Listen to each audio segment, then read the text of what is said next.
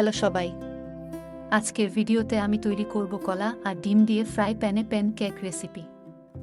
আশা করি ভিডিওটি আপনাদের কাছে ভালো লাগবে। চলে যাব মূল রান্নায়। প্যানকেক বানানোর জন্য আমি একটি বাটিতে দিয়ে দিচ্ছি একটি কলা আর একটি ডিম। তারপর প্রথমে আমি কলা আর ডিমটাকে ভেঙে ভালোভাবে মিক্স করে নিব।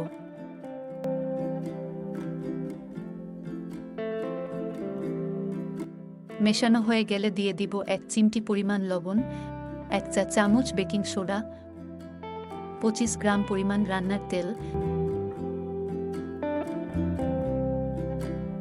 দিয়ে দিব 100 গ্রাম পরিমাণ চিনি। আর চিনির পরিমাণটা আপনাদের স্বাদ অনুযায়ী কমিয়ে বাড়িয়ে নিতে পারেন।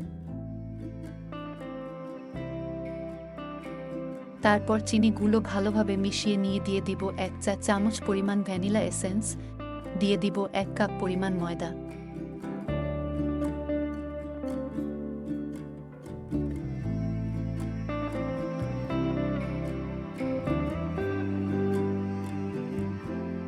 তারপর একটি হ্যান্ডউইচ বা ব্লেন্ডারের সাহায্যে ভালোভাবে ময়দাগুলো মিশিয়ে নিব।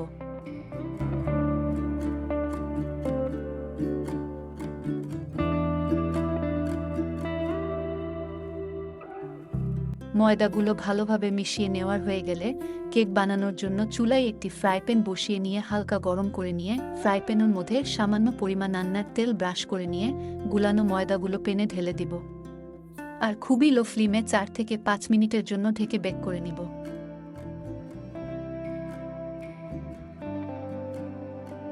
তারপর 4 থেকে 5 মিনিট পর কেকটাকে আমি উল্টে দিব এবং আবারও 2 থেকে 3 মিনিটের জন্য বেক করে নিব।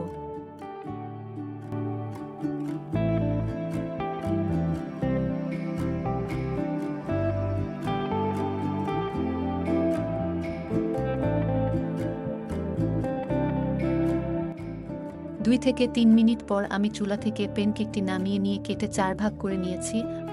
আর কেকটা আমি যে প্রসেসে তৈরি করেছি এই প্রসেসে তৈরি করলে ভেতরে কোনো কাঁচা থাকবে না এবং কেকটা অনেক নরম হবে।